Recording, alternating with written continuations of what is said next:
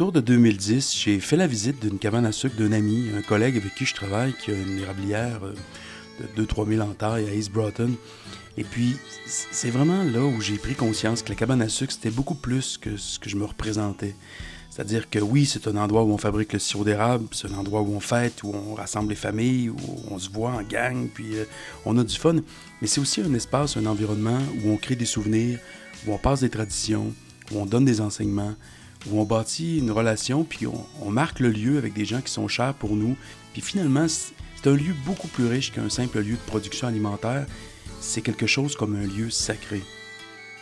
Donc, j'ai décidé de ne pas jalouser ce beau lieu-là que j'avais vu chez mon ami à East Broughton, mais plutôt d'en être inspiré puis de m'en construire une cabane à sucre. Je me suis dit, moi aussi, dans ma famille, on va se donner un espace comme celui-là de tradition, de transmission, de partage du savoir puis des valeurs. Alors, sur la terre, chez moi, à Tewksbury, on s'est donné le défi de couper les arbres, puis de préparer des pièces qu'on a façonnées à la main, ciseaux à bois, dans l'esprit de la tradition, ou en tout cas d'une certaine tradition, en y mettant vraiment beaucoup de nous-mêmes avec un ami, Donald Ouellet, et en préparant cette construction-là, de manière à pouvoir faire les sucres au printemps 2017 pour le 70e anniversaire de mon père.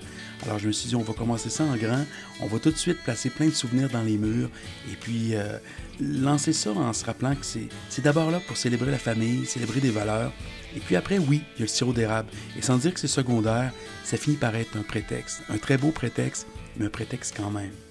J'avais déjà des expériences où j'avais travaillé avec un brûleur au propane, puis un paquet de petits accessoires qui me permettaient de faire un peu de sirop, où c'était toujours un peu trop long à mon goût finalement. Puis je me suis dit, tant qu'à investir pour faire un projet, j'aimerais avoir un évaporateur qui permet de faire comme les vraies cabanes, c'est-à-dire que le sirop puisse couler directement de l'évaporateur, de la panne de finition à l'avant. Et je me suis dit, c'est pas vrai qu'on va investir ce temps, cette énergie-là, ces sous-là, pour finir encore sur un brûleur au propane à côté. Alors, on a fait le tour un peu des portes ouvertes, des conférences qui se donnent, des journées à Séricole pendant quelques années en préparation à notre projet pour réaliser finalement que si on avait un plus petit évaporateur, nous on a un 2 par 8 chez Dominion Grimm, ben on a intérêt à reculer la panne de finition un peu. Nous, on y a mis une panne à eau, comme ça on est capable de se laver, de préchauffer nos bouteilles lorsqu'on fait l'embouteillage. De l'eau chaude, c'est toujours pratique dans une cabane. Alors, on a reculé les pannes de finition de manière à ce que lorsqu'on ouvre les portes, le feu ne tombe pas à l'avant et on ne perde pas notre pleine ébullition. Alors, de cette manière-là, la première panne dans laquelle il y a le sirop qui se finit est toujours sous le feu vif et c'est de cette manière-là qu'on est capable vraiment de couler directement de l'évaporateur là, comme des pros. D'ailleurs, le modèle qu'on a choisi, c'est en plus petit un évaporateur au bois classique, comme on peut en retrouver de très grands formats dans des érablières plus grandes. Tu sais, travailler avec une compagnie qui a plus de 100 ans aussi, pour moi, ça avait du sens parce que on voulait s'inscrire dans cette tradition-là, dans cet héritage-là des cabanes à sucre au Québec. On se retrouve avec un produit qui est vraiment solide, qui est bien fait, qui inspire des valeurs qui sont liées au travail bien fait aussi. C'est vraiment une belle machine. Et puis, moi, je vais le confesser, c'est sûr, quand on fait du sirop, on trouve pas mal de petits gars ou l'enfant en nous, c'est ça. Puis, j'ai jamais conduit de locomotive, mais c'est un peu le feeling que j'ai quand je chauffe mon évaporateur. Hein, c'est une grosse machine à vapeur, ça émet des sons, des bruits qu'on ne peut pas imaginer quand on démarre, quand on atteint certaines ébullitions. Les cheminées qu'on active, qu'on ouvre, tout ça, ça donne vraiment l'impression de prendre une belle ride, d'être en train de faire un espèce de voyage. On peut dire que c'est un voyage dans le temps, puisque c'est le temps des sucres. Et moi, ça me permet vraiment de décrocher. Est-ce que c'est un investissement qui est vraiment raisonnable? Ben, moi, j'ai quand même fait les marchés publics avec mes enfants les premières années. Je m'en ai servi comme d'une école d'entrepreneuriat. Donc, oui, on a généré des revenus. On a fait une belle mise en marché vraiment là, spécifique puis nichée de nos produits. On en a tiré un certain revenu.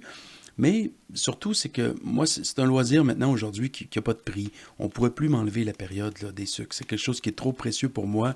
C'est un moment où je décroche, où on dirait que plus rien peut m'atteindre. Il n'y a pas de prétexte assez sérieux pour venir me déranger. Puis au Québec aussi, les gens ont du respect pour ça. T'sais. Oui, on te laisse tranquille quand tu vas à la chasse.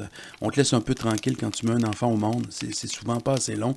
Mais on dirait que quand tu fais les sucres, les gens sont fascinés, sont charmés par l'idée que tu es en train de produire du sirop d'érable, quelque chose qu'ils aiment tant, puis on profite d'un capital de sympathie incroyable. Tu sais, pour prendre un break là, de la société, faire les sucres avec la bénédiction de tout le monde, c'est vraiment dur à battre. Alors, l'évaporateur qu'on a acheté, je le répète, est-ce que c'est un bon investissement?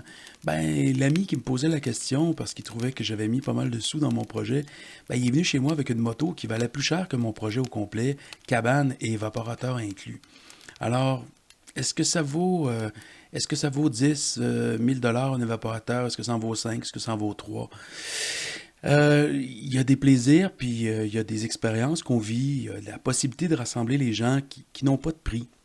Moi, j'ai eu des voisins qui se sont réconciliés dans ma cabane à sucre. Ça vaut combien, ça? Hein? Tout le monde veut rentrer, tout le monde veut goûter au sirop, avoir du réduit. On est obligé de s'entendre les uns avec les autres. Il n'y a pas de classe sociale dans une cabane à sucre. Tout le monde est admis. J'ai des trails au sommet de la montagne qui font presque 5 kilomètres. J'ai des gens qui arrivent en pleine nuit en skidoo parce qu'ils ne peuvent pas dormir, puis ils se disent, je vais aller voir si Jean est en train de bouillir. Ça a une valeur incroyable. Les liens, euh, l'esprit qu'on est capable de créer dans la communauté avec ça. Je le disais tout à l'heure, les sucres, c'est un prétexte, mais c'est peut-être le prétexte le plus fort qu'on a ici au Québec. Après avoir traversé l'hiver, c'est la première récolte, c'est le premier signe de vie qu'on reçoit de la nature, et puis c'est un signe qui est délicieux. Alors voilà tout ce que j'essaie d'inscrire dans la cabane chez moi, puis voilà pourquoi j'ai fait le choix d'investir vraiment pour avoir un équipement qui en soit un vrai. J'avais pas envie de créer des demi-souvenirs, j'avais pas envie de créer une à peu près installation. Et puis on fait des choix dans la vie, effectivement. Pour être capable de mettre des ressources là, il faut accepter qu'on n'en met pas ailleurs. Et si c'était à refaire, ben, je ferais exactement les mêmes investissements.